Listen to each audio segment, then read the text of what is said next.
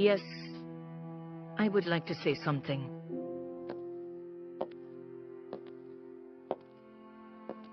I know most of y'all don't know me. Who the hell is she? I'm the person who deceased Enid hired to deliver her eulogy. Die pullde Zulat now. She was a daughter, a sister, a wife, auntie, a co-worker, boss lady, and most importantly, grandma. What's all this crying you're doing? When I was begging you to come and visit me before I died, you ain't reached yet, but is wanted to boo-hoo-hoo in the people church. Yes, you, Sandra, with your hypocrite tears. It's shame your shame. The fourth of 7 children, in its chubby cheeks and friendly disposition, immediately made her a favorite amongst her family. Lies. You used to call me Blacky Pokey because I was the darkest of the children. And they even say I was a one child. Back in those days, village life was hard, but with the love of her siblings. We used to fight like cat and dog. Sheila, remember the time when I thief your favorite pony clip and I break it? And I was so bold-faced, I box you in your eye? Yes, one just like that. But the girl right, it was really a love. Not just amongst her siblings. Enid was a fave in the village of one and all. Damn right I was a fave, especially amongst the boys, who always wanted to play catch and... Don't tell me all your older heads forget about catch and... But I was fast, you know. No boy could have catch me. Except Stephen Pereira. I slew down for he, and when he catch me, I do so. He catch me 6 times for the holidays he came out to spend on the grandfather estate. Then on the last two before we go back to school, I catch. His mother wasn't playing that though. She light-skinned, gray-eyed boy wasn't going to make no child with no blacky pokey. So when Enid got sick with pneumonia one August holidays and had to be hospitalized, many made a trek to Port of Spain to visit her in the hospital. Oh God, Mommy! I can't take it! Please, please, stop the pain! Not baby making, but poisoning from the clothes hanger that monster used to scrape my womb. First I bleed, I end up on slip and slide ward. By the way, that's the real reason they came to the hospital, because they fast and like to gossip. As chance would have it, some friends from Diego Martin were also visiting a relative at the hospital, and that was when she met... Mommy sold me to them people. I was their maid. And his sex toy... Old Man Tank. Old man is right. I was 14 and he was in his late 30s. Everybody's lovable old grandpa. Lovable, right. That man was a sex demon. And of course, father to her first 2 children, deceased Marlon and Eustace. Eustace, I just always say, I feel it's one of them damn blow your father hit your brother when all you was small that caused him to dead early. Not just sex demon. That man was a demon plain and simple. If it wasn't getting, it was licks. Licks like peas. 14 years old and 5 months pregnant. That man dragged me by my hair and beat me black and blue because I was feeling sick and oversleep. So I don't get up at 4 in the morning to make something for him to eat. I bleed whole day, and by evening, I pass out the child. It was a girl, and I knew it would be, you know. I did already pick out your name, Greta, like the movie star. I remember I did thief on his mother's sheet and cut it up to make a dress. If you see how cute it was, I did get licks for that too. But I didn't mind, as long as I had my precious Greta. When I told him I lose the baby, He laughed and said you could make more, but I hope you learn your lesson. But when the boys were big enough, Mr. Tank fulfilled a promise to his mother and went abroad to finish his studies. All with Enid's blessing, of course. Of course it wasn't my blessing. No more licks. But it's how she saw up that story about him going out with his study, when the truth was he did owe the casa and them fellas from the whorehouse, and they was going to kill him. So he skip out. The thing is, he mother blamed me for she son's predicament. And as soon as he touched down in America, she put me and me two pick me out she house. Me and them boys sleep in bus shed, behind a school, under a bridge. Some 2 years later, she would meet Burton John Francis III. Third generation policeman, just out of the barracks. Spick and shine.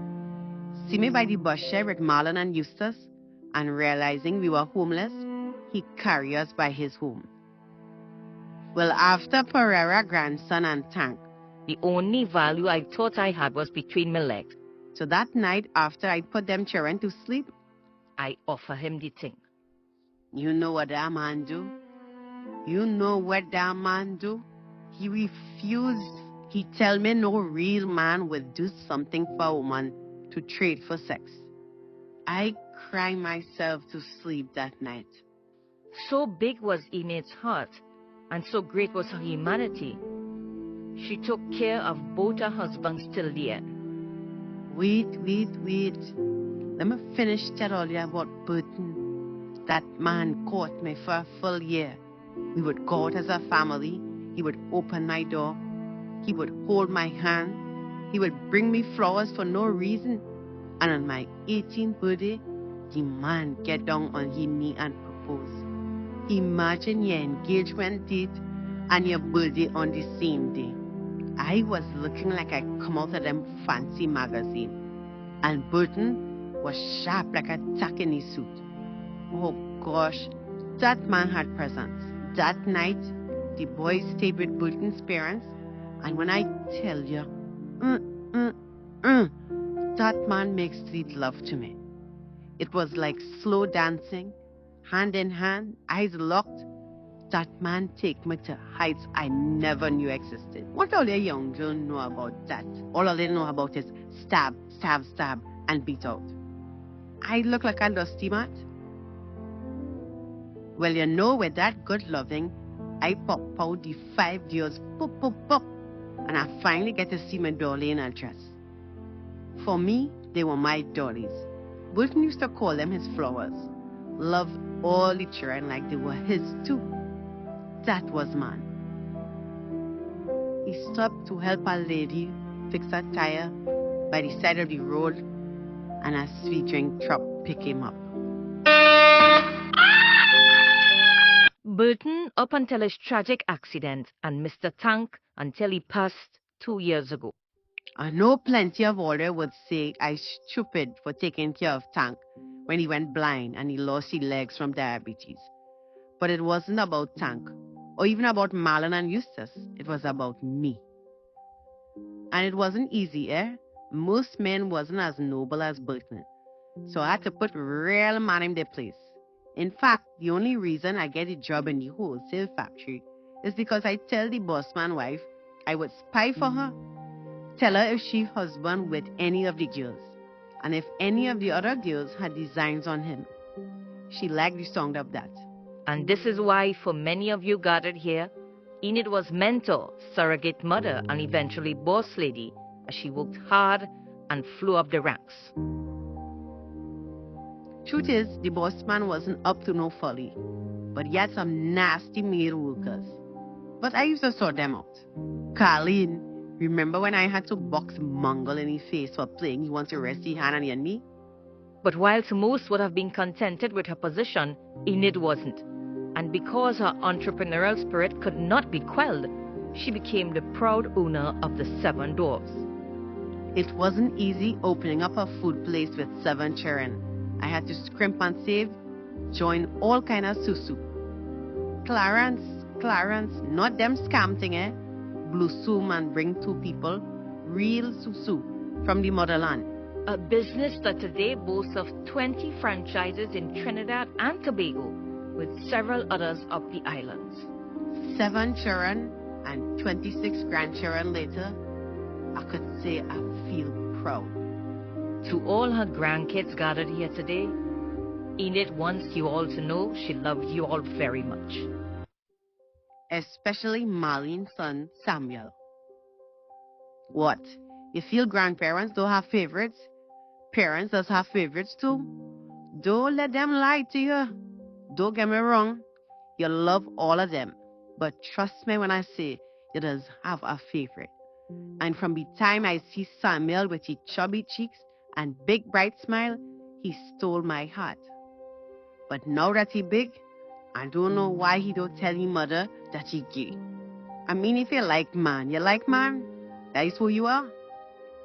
It's time to get going, Enid. Who say that? Who called my name? God?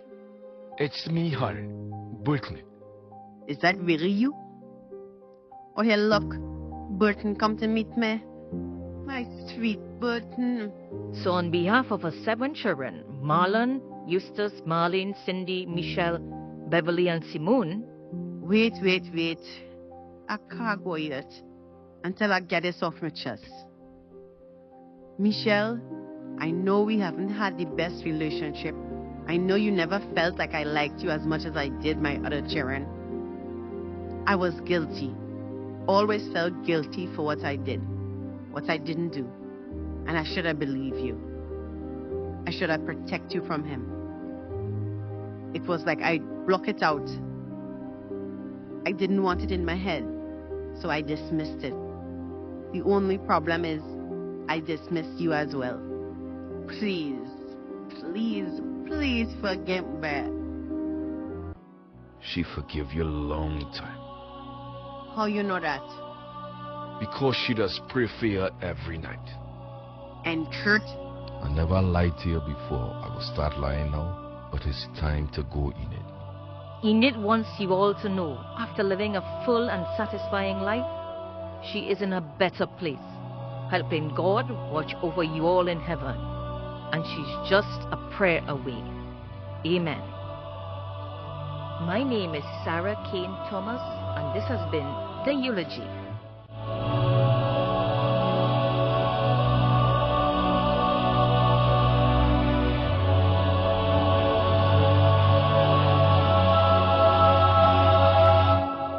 Want to be part of the AI revolution? Then call me at 1-868-776-1845 or email syncpro@gmail.com.